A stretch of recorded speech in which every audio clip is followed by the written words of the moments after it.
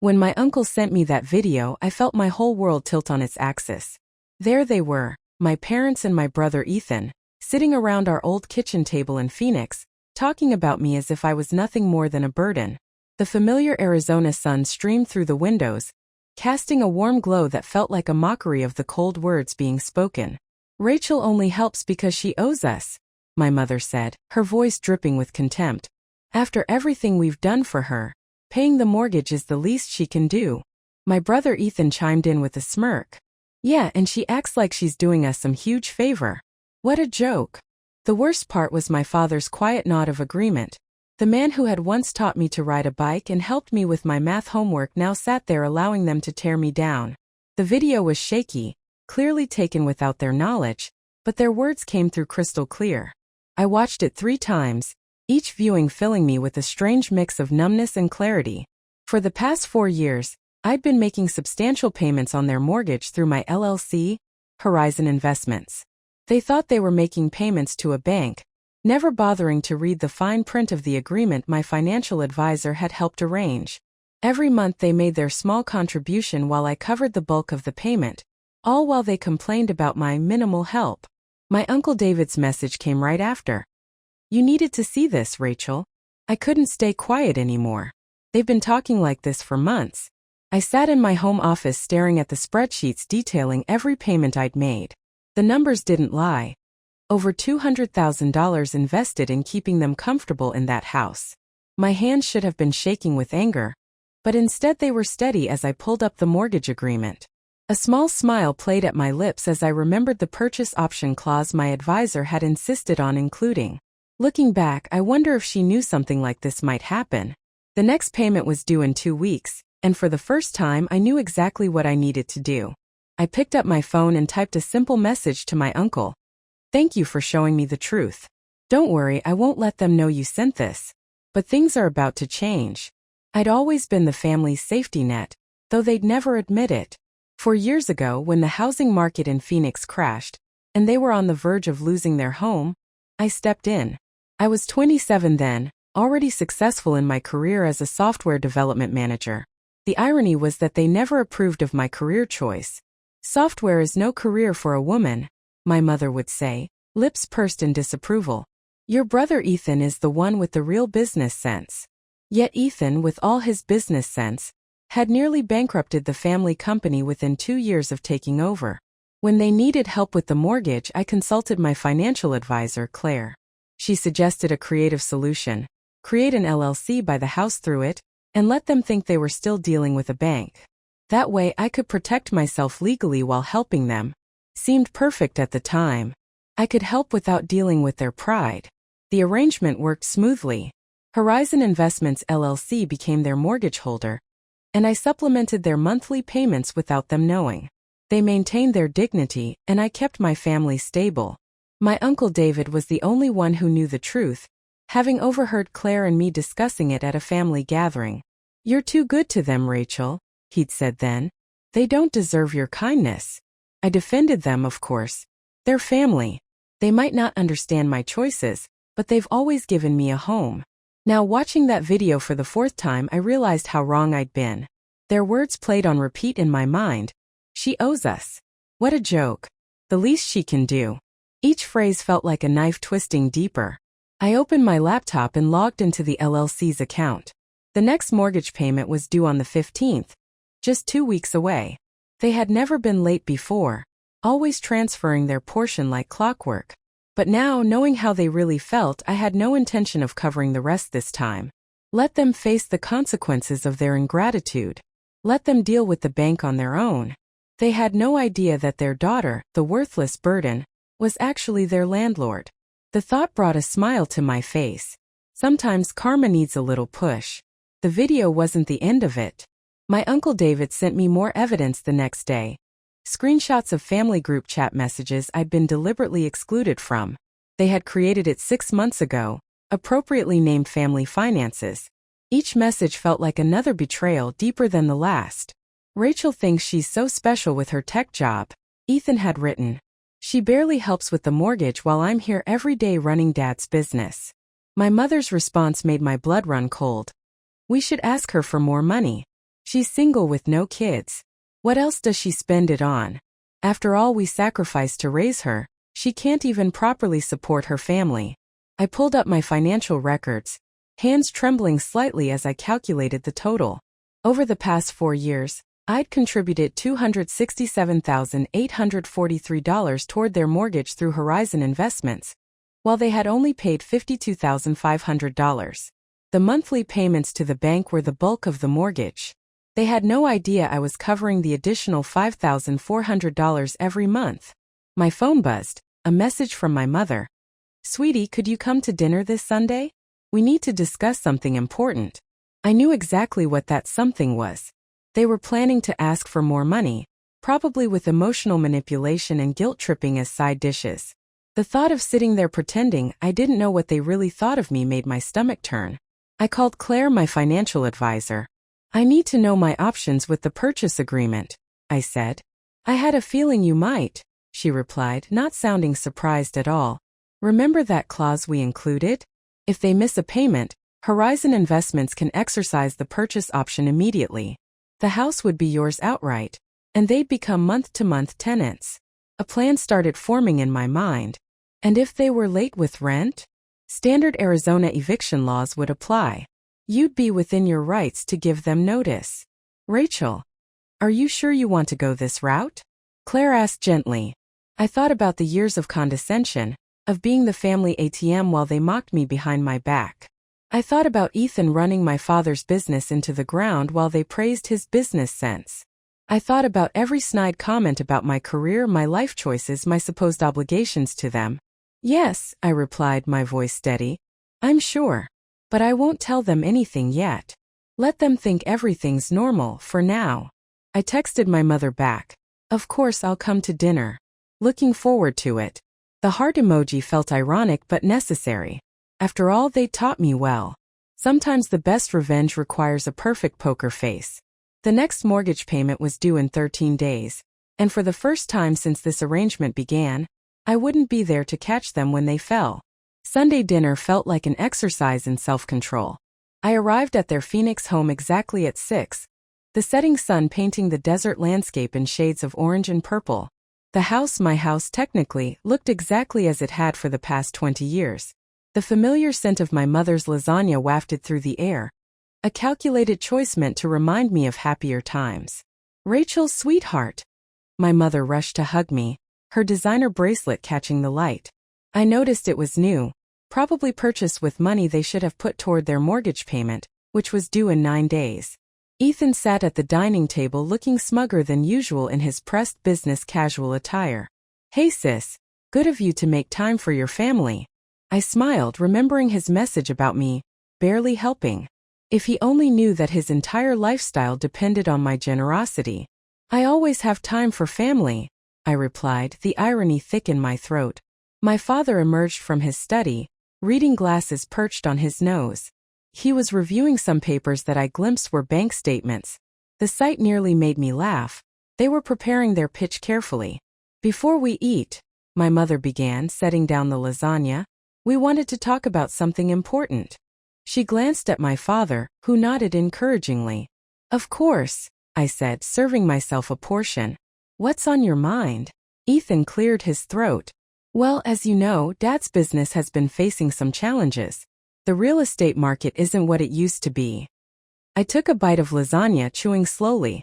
The business had been facing challenges ever since Ethan took over, despite the Phoenix market being stronger than ever. "We've been thinking," my mother continued, reaching for my hand across the table, "about how blessed we are to have such a successful daughter. Your father and I sacrificed so much to give you a good education." I watched her performance with newfound clarity. The gentle touch, the reminder of their sacrifices, it was all so carefully choreographed. "The mortgage payment has become quite a burden," my father added, his voice carrying that particular tone of paternal authority he'd always used to make me feel small. "And with you doing so well in your computer work." "Software development," I corrected automatically, though they'd never bothered to understand the difference. Right. He waved dismissively. "Well, we thought perhaps you could help more with the monthly payments. After all, this is your family home too." We're only asking for an extra $2,000 a month, my mother added quickly. It's not much, considering your salary. I took another bite of lasagna, using the moment to maintain my composure. They wanted $2,000 more when they didn't even know I was already paying over $5,000. The audacity was almost impressive. I'll think about it, I said finally, my voice neutral. Times are a bit uncertain right now. Uncertain? Ethan scoffed. Please. We all know you're doing fine. Unlike some of us who are actually working hard to keep this family's legacy alive. I smiled, thinking about the notification their bank would send when they missed their payment next week. You're right, Ethan. Sometimes we all get exactly what we deserve. After dinner, I excused myself to use the bathroom but took a deliberate detour past my father's study. The door was ajar, and I could hear my parents and Ethan talking in hushed voices. I paused, my heart pounding as their words drifted out. She's not going to help, Ethan said, his voice bitter. Did you see how she just sat there, acting all superior with her tech money while our business is struggling? Patience, my father replied. We have another option.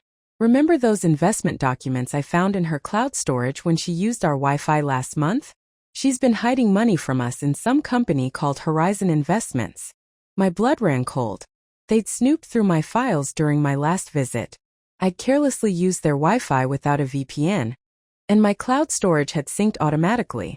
I looked it up, my father continued. It's a legitimate LLC, and it's doing very well. She's been squirreling away money there instead of helping her family. I raised a snake, my mother's voice chimed in. We'll give her one more chance to help voluntarily.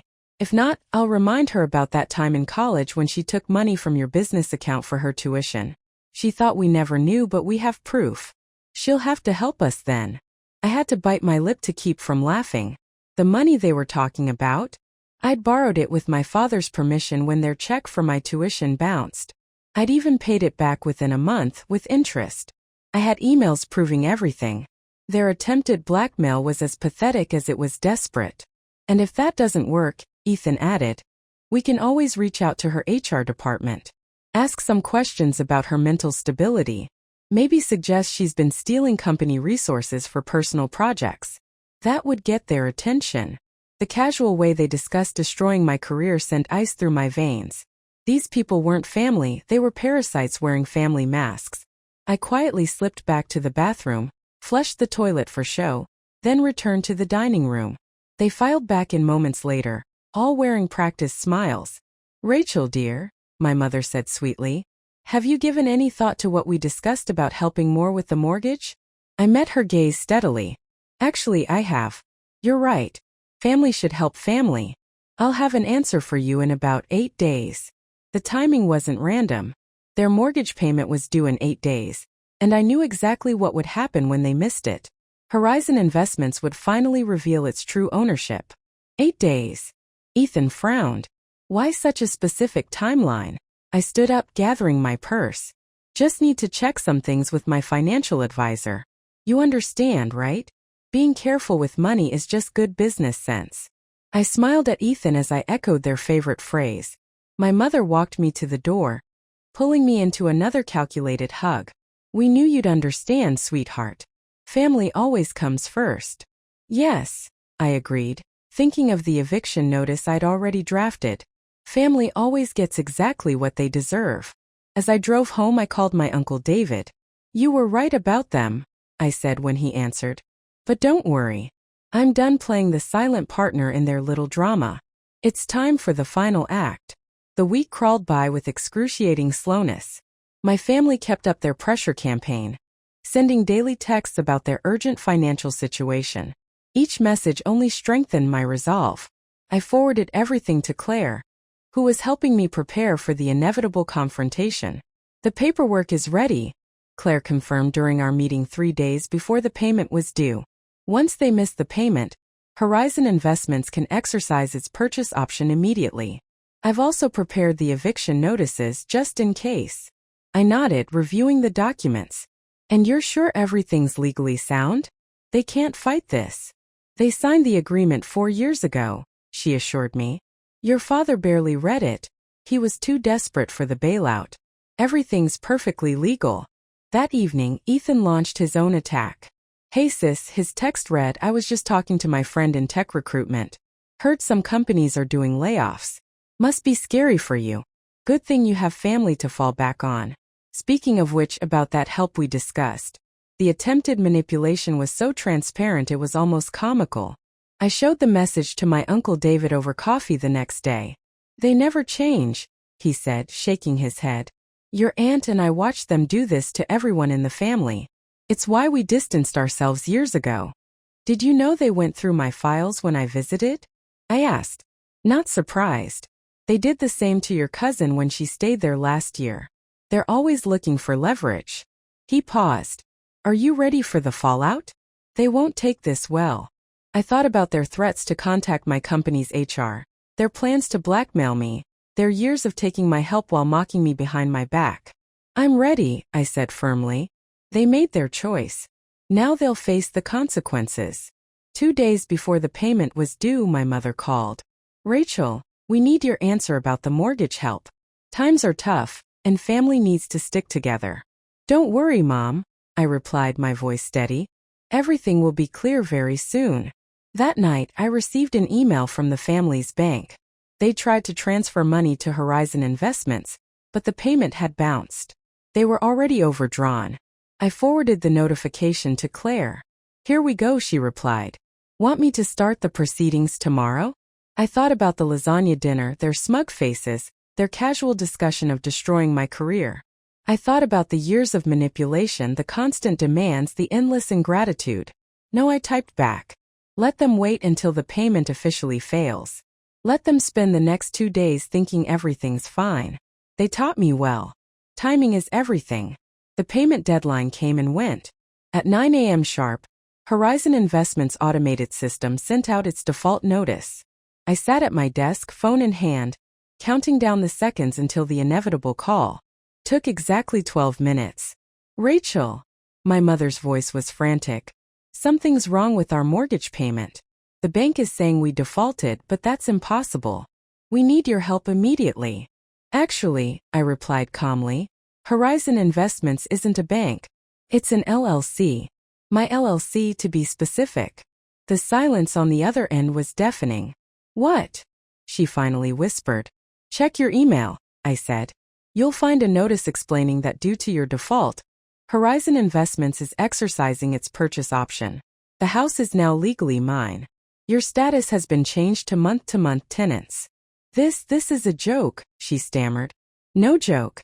I've been covering the majority of your mortgage for 4 years while you all mocked me behind my back, called me a burden, plotted to blackmail me, and even threatened my career. How did you? Uncle David showed me the video. He showed me everything. Now about your tenancy. Your first rent payment is due in 30 days. I suggest you start looking for somewhere else to live. My father's voice suddenly broke in. They'd put me on speaker. You ungrateful. Careful. I cut him off sharply.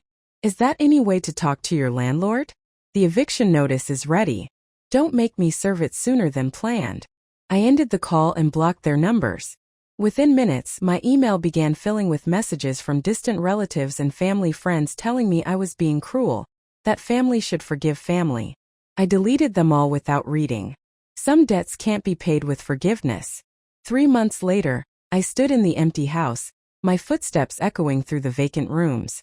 My family had finally moved out the previous week, forced to downsize to an apartment across town. They had tried everything, threats, guilt trips, even legal challenges, but in the end the documents were ironclad. They had no choice but to accept reality. Ethan's attempt to contact my company's HR had backfired spectacularly. Thanks to my preemptive documentation and Uncle David's evidence, his accusations were dismissed immediately.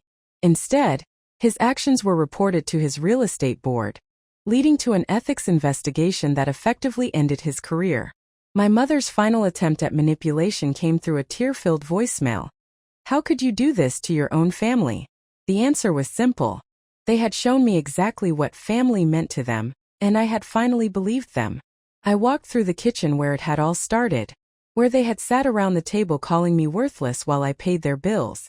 The irony wasn't lost on me. Uncle David and his wife were coming over later to help me prepare the house for sale. The proceeds would go to establishing a foundation for helping victims of financial abuse. Something good could come from this after all. My phone buzzed with a text from Claire. Just heard from their lawyer. They're finally signing the last papers. It's really over. I smiled, looking around at the empty house one last time. They had taught me that family always comes first. But they'd never specified which family. I chose myself. And for the first time in years that felt exactly right.